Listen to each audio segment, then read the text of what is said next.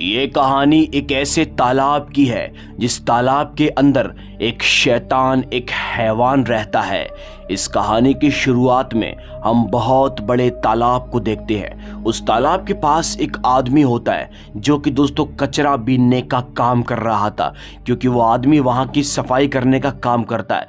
वो आदमी अभी ऐसा कर ही रहा था कि तभी अचानक से उसे कुछ अजीब अजीब सी आवाज़ें सुनाई देती है, और जब वो पीछे मुड़कर देखता है तो पाता है कि वो आवाज़ें तालाब से आ रही थी। उसे तालाब के अंदर एक हाथ दिखाई देता है। इसे देखकर वो समझ जाता है कि कोई तो तालाब के अंदर डूब रहा है, इसलिए वो आदमी उस शख्स को तालाब के अंदर बचाने के लिए जाता है। वो तैरना जानता था, इसीलिए वो तालाब के बहुत अंदर चला जाता है। और जब दोस्तों वो चलते चलते उस आदमी उस शख्स के पास पहुंच जाता है उसे बचाने के लिए, तो दोस्तों कुछ ही देर के बाद हम देखते हैं वो जो तालाब के अंदर आदमी होता है वो उसे तालाब के अंदर धकेल देता है, जिससे कि दोस्तों वो आदमी पूरी तरीके से डूब जाता है। और जब वो डूबता है तो हमको पता चलता है कि वो तालाब के अंदर एक शैतान, एक हैवान के कब्जे में है, जो कि इसी तालाब के अंदर रहता है। और दोस्तों वो हैवान पलक झपकते ही उसे जान से मारकर खत्म कर देता है। अब दोस्तों ये पहली घटना नहीं है जो इस तालाब के पास हो चुकी है। ये दरअसल ऐसी घटनाएं होना आम बात है, इसलिए इस तालाब के पास पुलिस वाले और काफी सारे गांव वाले आए होते हैं। गांव वाले पुलिस वालों से छानबीन करने के लिए बोलते हैं, क्योंकि उनके बच्चे इसी तालाब पर से गायब हो रहे हैं। बट दोस्तों पुलिस वाले बहुत ही ज्यादा, आप कह सकते हो, गरम होते हैं। वो इनकी बात को बिल्कुल भी सीरियस नहीं लेते, और दोस्तों बस थोड़ा बहुत अपनी फॉर्मेलिटी निभाने के लिए वो थोड़ा सा चेक कर लेते हैं, लेकिन अच्छे तरीके से इन्वेस्टिगेट नहीं करते।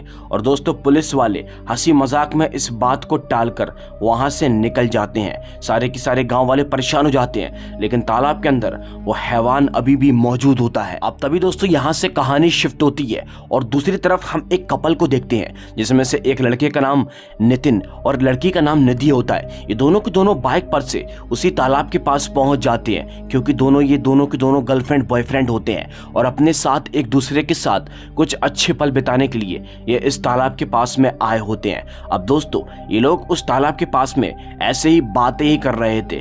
अब यहाँ पर जो नितिन होता है यहाँ पर रोमांटिक मूड बनाना शुरू कर देता है, बट कुछ ही देर के बाद तालाब के अंदर हलचल होती है और दोस्तों वही हाथ, यानी कि वही आधा निकला हुआ हाथ नितिन और उसको दिखाई देता है। अब दोस्तों हमको एक झलक दिखाई जाती है। ये आधा निकला हुआ हाथ किसी इंसान का नहीं बल्कि उसी हैवान का होता है, जो कि इन्हें चालाकी से इस तालाब के अंदर बुलाना चाहता है। और जब नितिन उस हाथ को देखता है तो वो समझ जाता है कि तालाब के अंदर कोई डूब रहा है, इसलिए दोस्तों वो फौरन ही पानी के अंदर कूद जाता है। निधि उससे काफी मना कर रही थी, लेकिन वो उसकी बात को ना मानते हुए तालाब के बहुत अंदर चला जाता है। और जैसे वो उस हाथ के करीब पहुंचता है तो दोस्तों वो जो हाथ होता है, यानी कि वो शैतान होता है, और उसे तालाब के अंदर खींचना शुरू कर देता है, क्योंकि शैतान तो ऐसे ही लोगों को मौत के घाट उतारता है। और कुछ ही देर के बाद हम देखते हैं दोस्तों उस शैतान ने उसको बेचारे को तालाब के अंदर खींच लिया था। उसे तालाब के अंदर खींचने के बाद वो शैतान, वो हैवान उसे जान से मारकर खत्म कर देता है। अब दोस्तों तभी हमको दूसरी तरफ दिखाया जाता है निधि यहाँ पर कुछ पुलिस वालों को, उन्हीं पुलिस वालों को बुला लेती है। वो बताती है कि मेरा बॉयफ्रेंड अभी यहीं पर था और उसे कोई खींच कर ले गया तालाब के अंदर से। लेकिन दोस्तों हमेशा की तरह वो पुलिस वाले उसकी बात को सीरियस में नहीं लेते, वो थोड़ा बहुत ऐसे ही फॉर्मेलिटी निभाने के लिए चेक कर लेते हैं। और देन कुछ ही देर के बाद वो सभी के सभी लोग वहां से 9-2-11 हो लेते हैं, क्योंकि वो सभी के सभी लोग ये सब बातों पर यकीन नहीं कर रहे थे कि तालाब के अंदर से कोई किसी को खींचकर कैसे ले जा सकता है। हो ना हो ये काम किसी मगरमच्छ या किसी घड़ियाल का होगा। अब दोस्तों वो पुलिस वाले और वो लड़की निधि वहां से चले जाते हैं। अब तभी हमको अगले ही सीन में दिखाया जाता है कि यहाँ पर कुछ कर्मचारी आते हैं और तालाब के अंदर दवाई छिड़कने की कोशिश करते हैं, जिससे कि मच्छर और तालाब में रहने वाले जीव जंतु मारे जाएं जो बेकार होते हैं, इसलिए वो वहां पर दवाई छिड़क रहे थे। अब दोस्तों ये सब कुछ इस शैतान के कहर की वजह से पूरे गांव के अंदर हड़कंप मचा हुआ है। अब ये शैतान का कहर कैसे खत्म होगा, वीडियो को एंड तक जरूर देखते रहिएगा।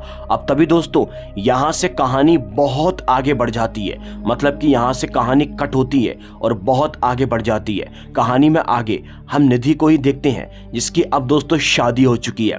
जी हाँ दोस्तों, निधि की एक लड़के से शादी हो चुकी है और वो शादी के बाद अपने हस्बैंड और अपने बेटे जिसका नाम पिंकू होता है उसके साथ इसी गांव के अंदर आई होती है। और दोस्तों इसी गांव के अंदर उनकी गाड़ी खराब हो जाती है। जब निधि और उसके पति उसकी गाड़ी को चेक करने की कोशिश करते हैं तो दोस्तों उनका ये जो छोटा वाला बेटा होता है जिसका नाम पिंकू है वो उसी तालाब के पास पहुंच जाता है। और जब वो तालाब के पास पहुंचता है तो वो देखता है कि किसी का हाथ यानी कि कोई तालाब में डूबने की कोशिश कर रहा है। इसलिए पिंकू फैसला करता है कि वो उसकी जान को बचाएगा। वो पेड़ से रस्सी को बांध देता है और वो उस रस्सी को उसी लड़के की तरफ फेंकता है जो तालाब के अंदर डूब रहा था। अब दोस्तों तालाब के अंदर वो जो आदमी होता है हो ना हो वो दरअसल कोई आदमी नहीं बल्कि शैतान है जो कि इंसान का रूप लिया हुआ है। वो शैतान दोस्तों पिंकू को ही तालाब के अंदर खींचने की काफी कोशिश और काफी प्रयास करता है, लेकिन पता नहीं क्यों पिंकू के अंदर ऐसी शक्ति थी कि वो उसे खींच ही नहीं पा रहा था। अब दोस्तों पिंकू खुद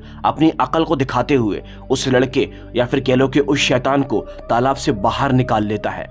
और वो जैसे उसे तालाब से बाहर निकालता है तो दोस्तों कुछ ही देर के बाद पिंकू के माता पिता भी यहाँ तक पहुँच जाते हैं, यानी कि निधि और उसका पति भी यहाँ तक पहुँच जाता है। जी हाँ दोस्तों, अब ये लोग जहाँ तक पहुँचते हैं ना दोस्तों तो उस लड़के की हालत खराब हो जाती है जो अभी अभी तालाब से निकला था, या फिर कह लो कि दोस्तों वो नाटक कर रहा था। अब दोस्तों ये लोग उसको अपनी गाड़ी के अंदर बिठाते हैं और फौरन ही अपने घर पर लेकर चले जाते हैं। जी हाँ, जब ये लोग दोस्तों उस लड़के को अपने घर पर लेकर जाते हैं तो उसे एक जगह पर लिटा देते हैं। ये लोग सोचते हैं कि इस लड़के की हालत खराब है, थोड़ी देर ये आराम करेगा तो एकदम ठीक हो जाएगा, इसलिए दोस्तों ये लोग उसको एक पर्सनल कमरा देकर वहां से चले जाते हैं। अब दोस्तों कुछ ही देर के बाद हम देखते हैं वो जो लड़का होता है वो तड़पना शुरू कर देता है। उसे पता नहीं क्यों न जाने क्या हो रहा था। और कुछ ही देर के बाद दोस्तों वो वॉशरूम के अंदर जाता है और वो जैसे दोस्तों वाट टब के अंदर लेटता है ना तो कुछ ही देर के बाद हम देखते हैं वो अपने असली रूप के अंदर आ जाता है, क्योंकि दोस्तों वो कोई और नहीं बल्कि वही तालाब में रहने वाला